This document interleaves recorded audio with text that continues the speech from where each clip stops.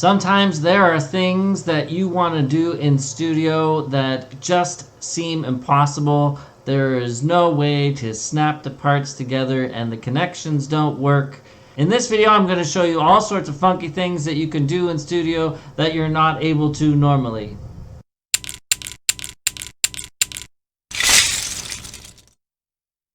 What I want to show you today is how to create these ghost connections, or connections that don't actually have connection points in studio.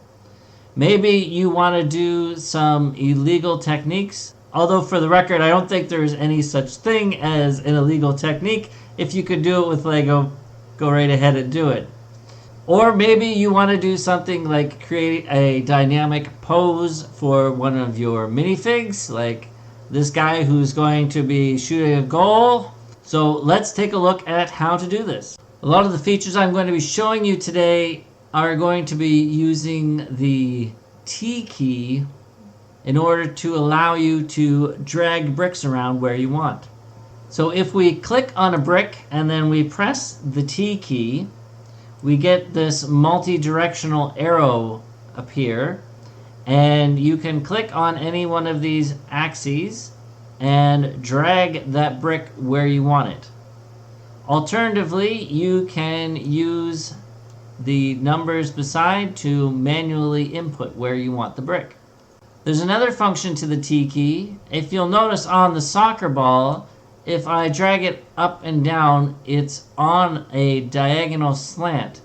And if you wanted to drag that on the perfect plane, you can click the box in the middle, and then when you drag it up and down, it's going to be perfectly straight rather than on a diagonal. Another thing I want to show you in this video is how to use normal bricks to build some of these ghost connections so that you don't have to worry so much about dragging and dropping bricks. You can actually use the snap and connect tools to be able to put the bricks exactly where you want them.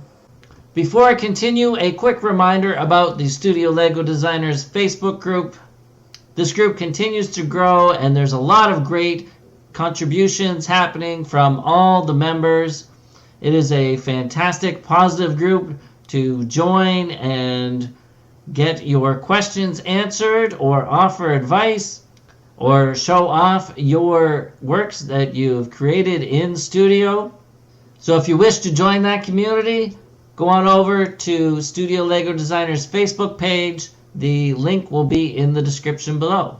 As well, for those that don't know, I am a freelance commissioned Lego designer. So if you have a project you wish to see brought into reality in brick form, then please get in touch with me.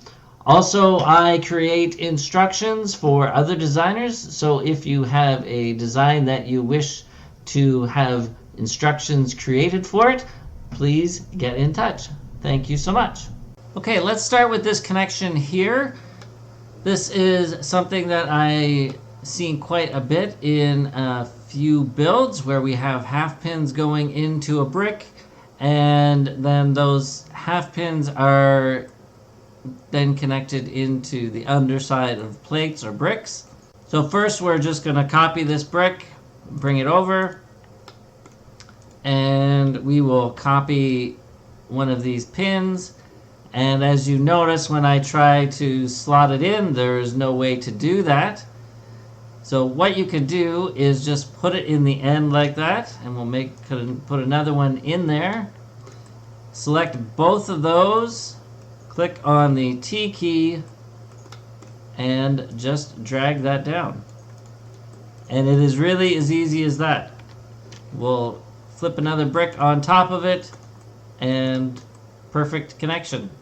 I will mention the reason that these things are called illegal techniques sometimes is that it puts stress on the bricks that Lego didn't intend originally with those bricks.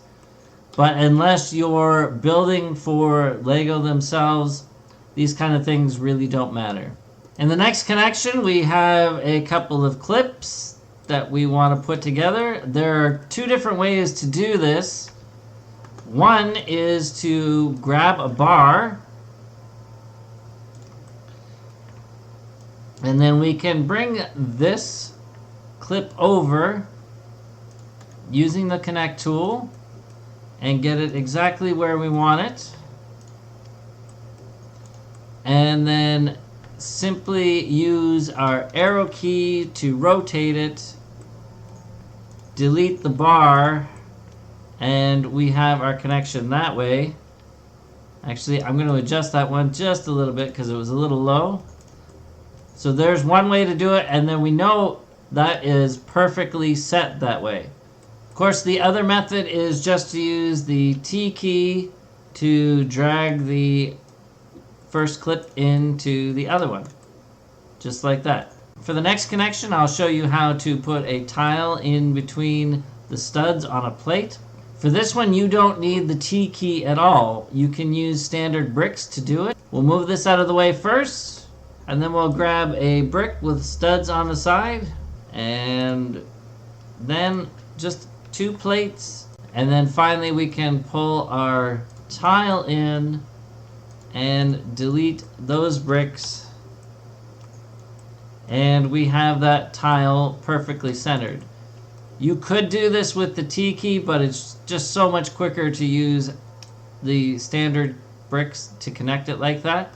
Make sure that you use the brick that has the studs on both the bottom and top. There is a spacing difference, if you've never noticed, between the standard bricks with the stud on the side and the ones with 4 studs. So that's why we want to make sure we grab the one with the studs on the bottom and top. Another useful thing you can do with the T key is to be able to put links around a cogwheel. So here we have our cogwheel and our link. And if you've ever tried this, you'll know that there's no connection point where these will lock into the cogwheel. So you kind of have to do it by eye. Typically how I start this is to grab a bar and use the T key to line that bar up with the holes. Once I have that lined up where I think it should go, then I can drag over the link, which will click into that bar. So we just drag it there and over and center it. Next, you're going to have to hinge the link so that this bar will match up to the next hole in the cog. So we'll press the H key and drag that over. It's kind of hard to see, but that looks like it's in the hole perfectly there. And from that point, we are not going to need the bar anymore because we can use the connections on the link to do the rest of the links. I'll just show you one more so you can see how it lines up. So we're going to press the H key now, hinge it over, and you'll continue to do that all the way along until you get the linkages that you want. Another time you're going to need to make these ghost connections is when you put your train on a train track. Again, you're just going to press the T key, pull it over, and get it lined up where you want it, and there we go. So the T key is really a useful tool in studio. You're going to use it all the time now that you know that it's there. It just makes things so much quicker and easier and less aggravating in studio to be able just to pull things where you want them and not have to rely on the snap tool all the time. So let's pull all this together and we will go and take that minifig and put it in a dynamic pose so you can add some fun things into your designs. Okay, we got all our components. Now we can start playing with these. We'll first hinge the whole minifig so he's upside down-ish. Then grab his arms and we'll hinge those. If you need some reference for how a soccer player would actually look when he's performing this kind of kick, then you can always find something online. He looks pretty straight on, but naturally want more of an angle, so we'll hinge him again.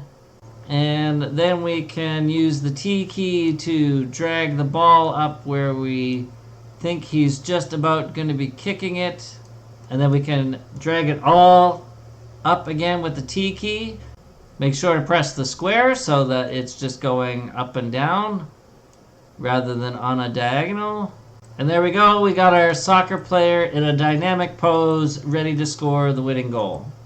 In a future video, I'm actually going to show you how to do animation in Studio so you can do some stop motion stuff like this and make your minifigs and your creations actually come to life. I hope this video will make creating your models in Studio a bit easier and give you more versatility to be able to use the T key and using standard connections in non-standard ways to create these ghost connections. In the next video, I'm going to show you how to take your creations that you've made in Studio and export them into 3D editing software, or to be able to share them as 3D models on Sketchfab and places like that. So I hope you'll join me for that one. Thanks so much for watching. Have a fantastic day. Keep dreaming of bricks. Bye-bye.